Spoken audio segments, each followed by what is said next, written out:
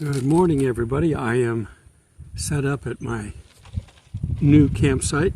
You can see the lake behind me. I've been here before. This is my favorite spot that's not a state park.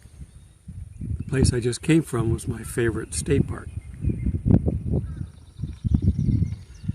I stopped and had lunch at my favorite Mexican restaurant, and I got a tea to go. The wind's blowing a little bit, but it's not too bad. I've got my microphone if we need it. Okay, because we're in these end times, we're wondering what's going on. I mean, what's next? We don't know. The only point in time that we can point to and say that is at this time, and we know where we're at when that happens. And that's the abomination of desolation, defiling the temple. But you've got to have a temple to defile it, and we don't have one yet.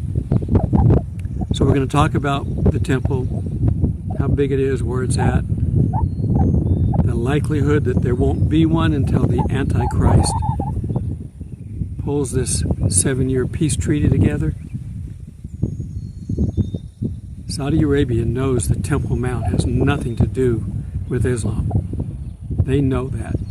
It's the radical terrorists that are using lies and getting these lies propagated through the media, just like we're seeing with Hamas now. Rioting in the streets for Hamas. Do you realize that the devil sponsored the October 7th massacre?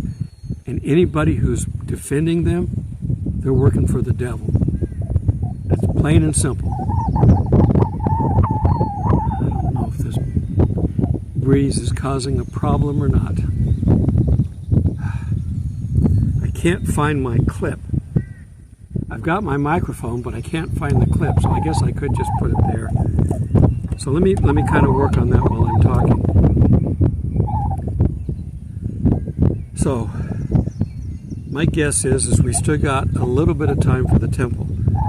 Not for the rapture, for the temple. It is my strong belief that we will be gone before all this stuff starts to happen, because we're not supposed to be around.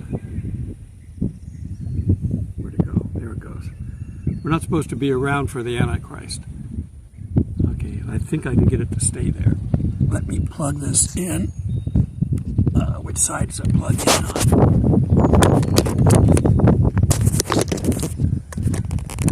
Okay.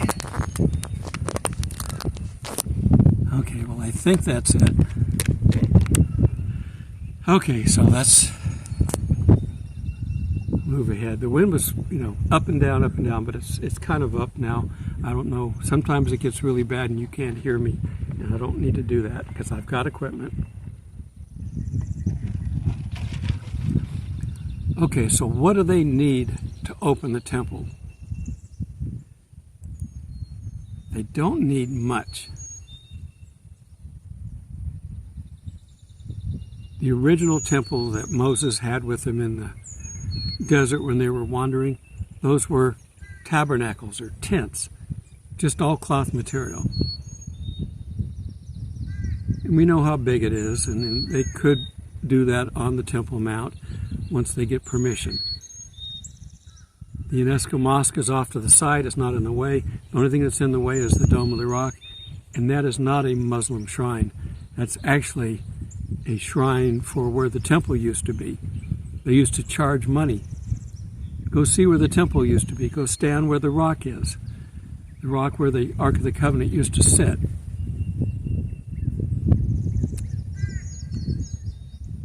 So we don't know when that's going to happen, but the Antichrist is going to be the one probably. It doesn't say so, but the timing is such that once he gets the peace plan together, in order to get peace between the Arabs and the Jews, it's going to take somebody big, somebody that appears to the world at least as having a major connection to God. Jesus is in the Quran. They're looking for him too. But like the Jews, they don't believe he's been here to do anything when he came here the first time. The Jews don't accept him as the Messiah. They will accept his words as prophetic up to a point, except when he says that if you've seen the Father, you've seen me. They don't like that. That to them is blasphemy because they don't recognize him. Well, the Muslims are looking for him too because they feel that he is a prophet of God, not the Son of God, but a prophet of God. So they're looking. So when the Antichrist shows up, he's the only one that can unite these people. And the peace treaty will allow them to build. Now, I don't know what they're going to have to do. Are they going to have to demolish the Gold Dome Mosque or the Dome of the Rock? My guess, yes. It's not terribly historic. It is to a degree, but it's not necessary. And as I've said, it's a temple to the Jewish temple. There are 12 pillars inside that dome. And that gold dome was only put on in 1930. Okay, so the original tent, they could just put up on the top up there someplace and be open immediately. I don't think they're going to do that. I think they're going to actually build a temple. It might take them a year to build a temple, but that's about all it's going to take. If you look in Revelation, and we'll get to that in a bit, it says you don't need the court of the Gentiles, and I'll show you a picture of what that looks like.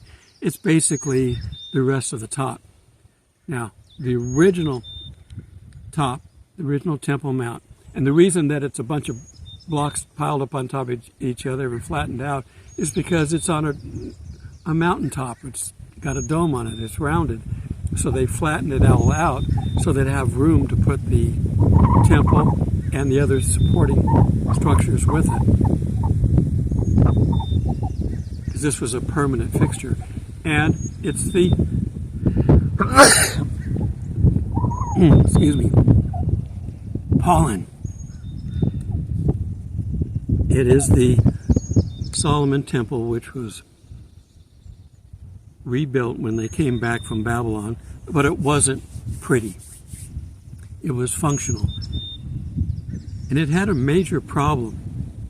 And they're still going to have this major problem, possibly. And that is, they didn't have the Ark of the Covenant.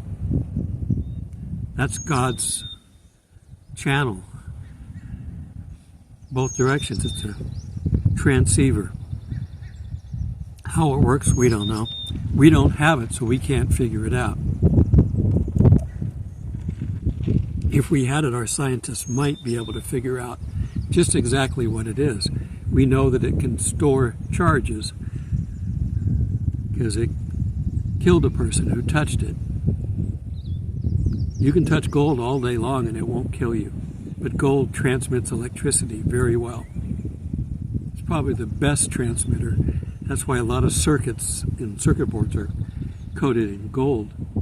Silver would be the next, but with gold you can carry a lot of power.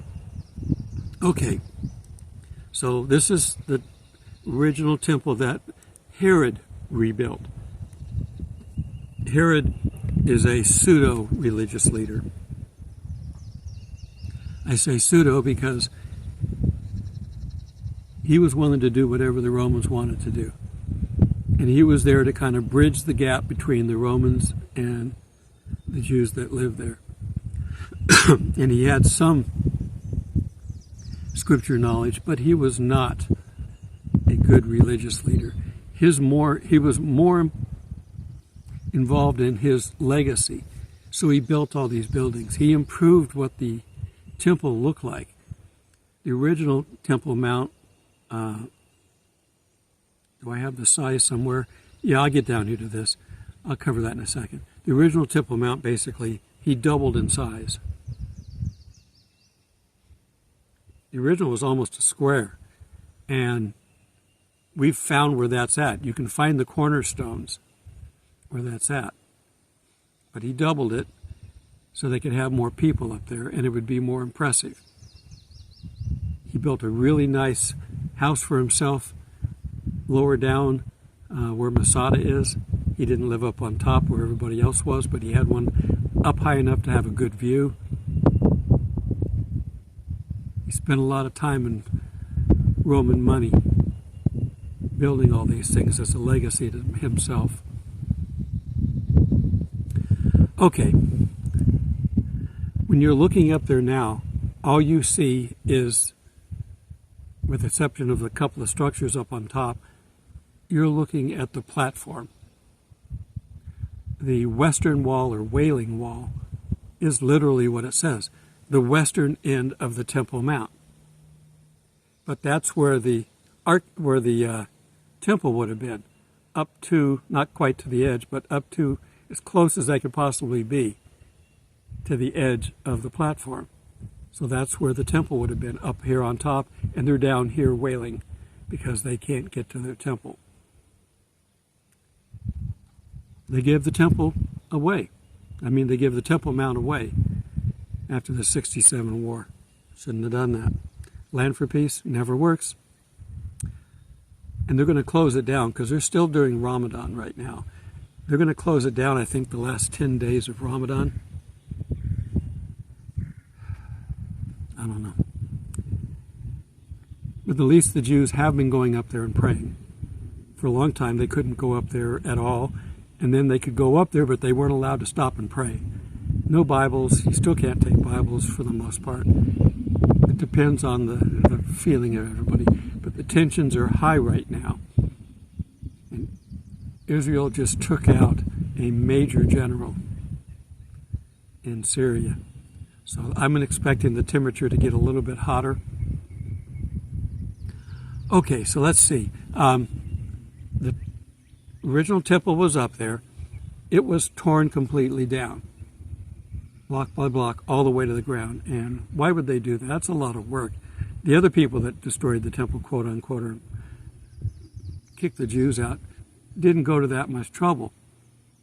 There was a lot of gold hanging on the walls inside the temple. And there were curtains, drapery over that, and there was gold thread in these curtains. And not just the one that separated the Holy of Holies, but on the other walls as well. Somebody got that set on fire. And when it did, it basically torched everything on the inside, with the exception of the main artifacts that were taken out. We have the Ark of Triumph in Rome, where they have a pictograph of what was taken out. And you can see the giant menorah, and you can see him carrying what looks like tables. So there was a table of showbread and an incense table in there, in the main room with the curtain separating the Holy of Holies. I'll put pictures up so you can kind of see what this looks like. And if you ever go there at the museum, they've got a 3D model laid out in a big array of what it would have looked like at that time. It's pretty close. They're guessing on a lot of stuff because they don't have pictures back then.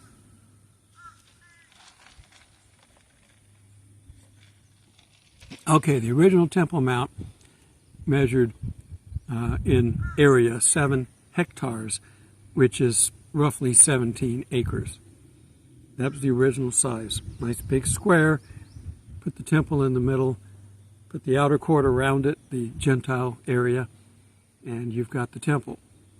Here it expanded it to 14.4 hectares, or 36 acres. So it's a little over double. You wanted a big legacy. And on the one end was the San Antonio fort for the Roman legion that was there to kind of monitor it. The second temple lasted, when it was rebuilt, around 516 BC, and it lasted until 70 AD. Okay. That's when it was destroyed. The Maccabean revolt was too much for the Romans. They said, "That's it, we've had it." They went in and they killed a bunch of Jews, destroyed the temple, and banished everybody. And then, in hopes that they would never come back, named the land of Israel Palestine, mistakenly thinking that that was how it was pronounced, when Israel's worst enemy has been the Philistines. So they got the name wrong, but the gist was, give it to somebody else, and maybe the Jews will never come back. Well, Nobody else wanted it. Okay. At its height, the temple covered 450 acres. That whole area. And it was at a height of about 100 cubits. A cubit was the length, this length here, of an arm of the king.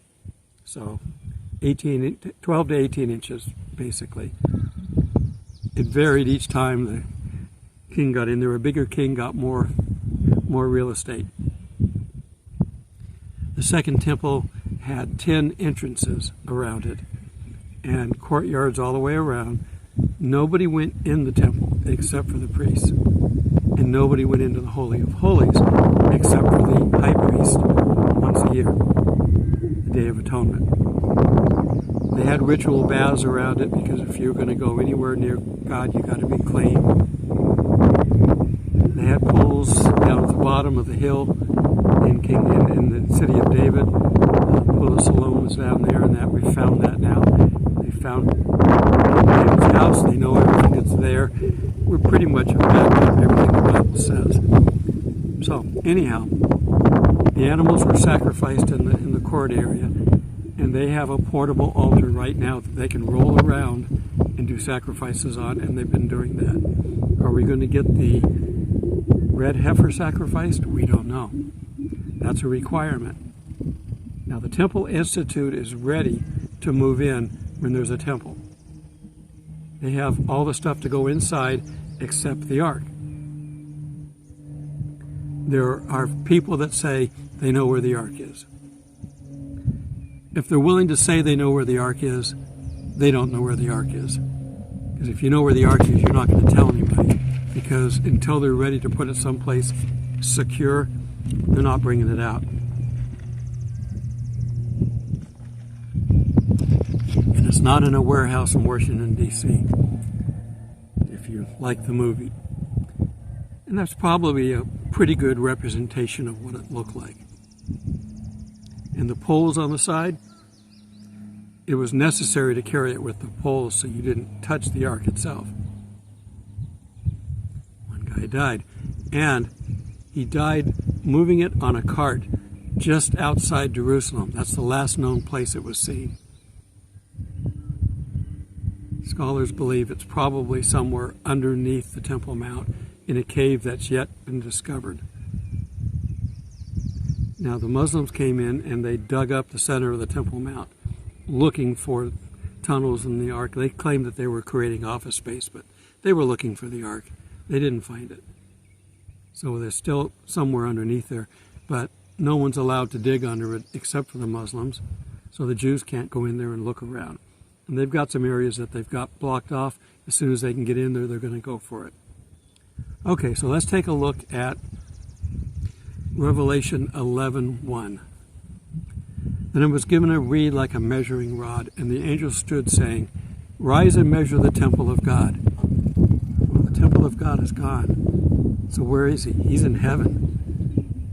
Whatever's up there, they got down here. There's a temple up there. We're going to have a temple down here too. Rise and measure the temple of God, the altar, and those who worship there. But leave out the court which is outside the temple. Do not measure it, for it has been given to the Gentiles. And they will tread the holy city underfoot for 42 months. 3.5 years.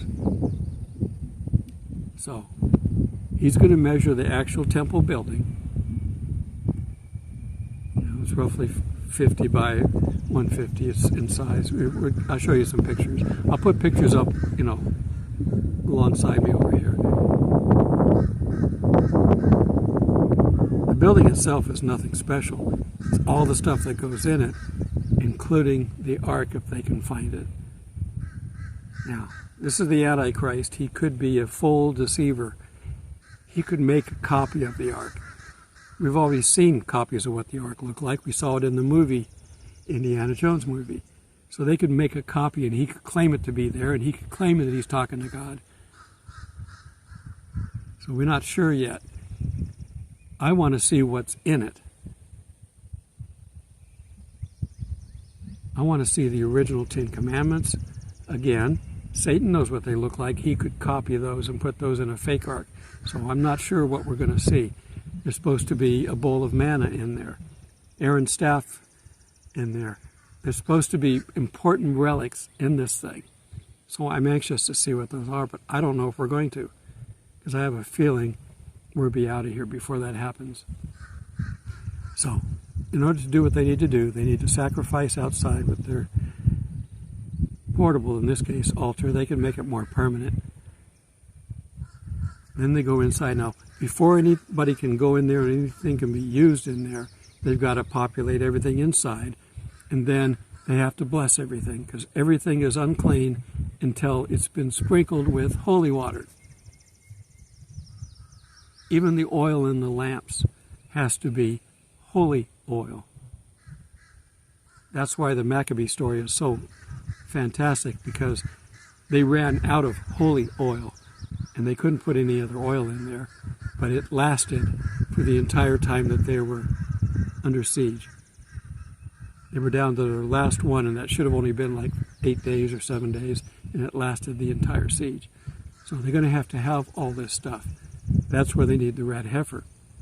Mix the ashes of a red heifer in water and sprinkle it on the people first and then on the building, and everything is clean then, whereas it's unclean now. I've got bugs flying all around me and I'm not used to it because I've got the water right.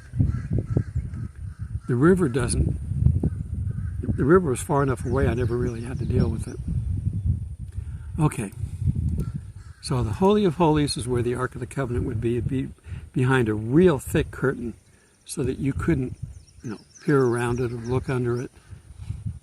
They were so paranoid about the chief priest, the high priest, having any sin in his life and going in there to sacrifice for the people. And basically, God says, that's it. You can't bring that sin in here and killing them. And you'd hear a big thud. Well, they had a rope around his ankle so they could pull him out. And then they'd have to go find somebody else who was runner-up to be the high priest, and they'd have to elevate him because they got to do this on the Day of Atonement. So they have procedures in place, but they never had to use that. So, the curtain separating the Holy of Holies, the Ark inside. On the center of the Ark is the mercy seat. They had to come in and sprinkle blood from their sacrifice on that to cover the sins of the people, not to get rid of them, to cover them. And they did this for a long time, but it didn't make people sin-free. They still sin, just like we sin now. Even after we've accepted Christ, we still sin. But we have someone we can take it to immediately. So you're going to have the big menorah there, which is outside the Temple Institute there in Jerusalem. And you can go inside there and you can see the other stuff that they've got that will go in there. On that Ark of Triumph in Rome, the one thing that's missing is the Ark of the Covenant. They pictured everything else that they took out, but they don't have that. So they never found it. So it's still there someplace. I don't believe it's ever been destroyed. People would have said something. We'd have a record of it. So the menorah is the main thing. There'd be a flame thing in there to keep the room lit. We've got the altar of incense, the table of showbread, and that's basically all they need once it's blessed. And they have the ark. They can go right back to their old sacrifices. Now we know, as Christians, they're not necessary. The curtain was torn for a reason. But they don't believe in Christ coming the first time, so they're still looking for him. So anything that will unite them back together again, God's looking at it this way. If I can get them united back together, and the Antichrist is actually going to help with that, to bring them back together. As soon as he defiles the temple, they're going to know he's the Antichrist, and he's done. But it will help to unite them, and then the 2 witnesses and the 144,000 will get the rest of the population up to speed.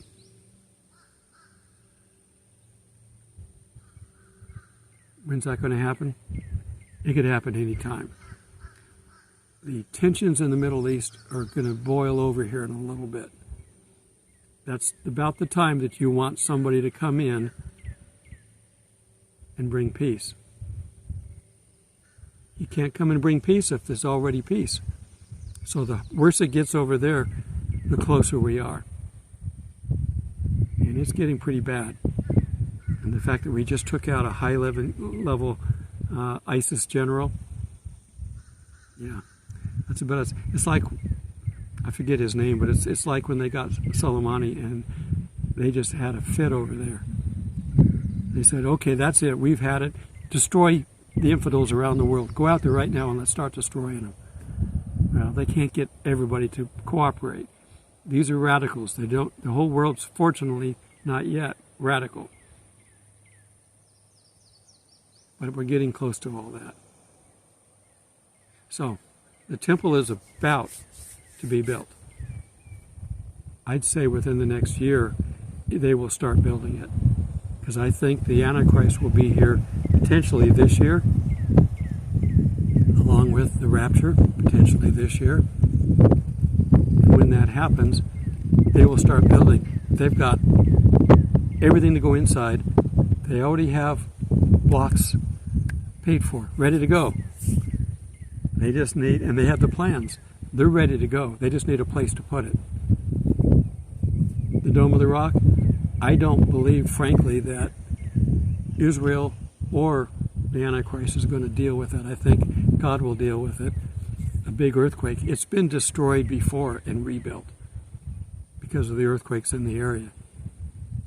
So my guess is when they're ready, God will destroy it somehow. And when he does, there won't be anybody to blame. You can't sit there and point fingers. You destroyed the Dome of the Rock. We're going to go to war now. They're not going to do that. But we know that it's going to have to come down.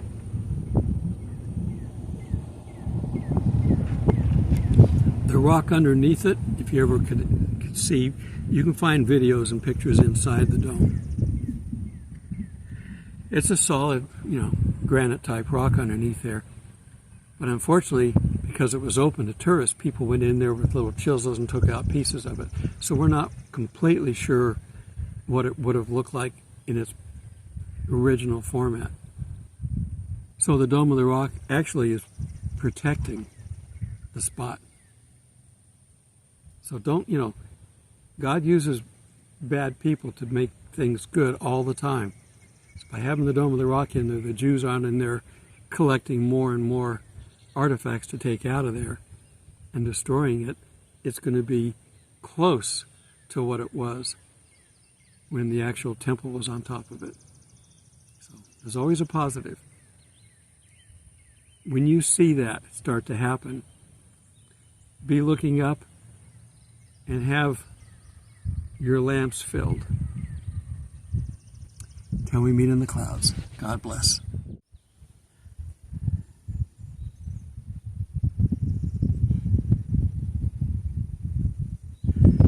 This is the view that I have when I sit and record. The lake is behind me, so I'll have to turn the camera around for you to see that.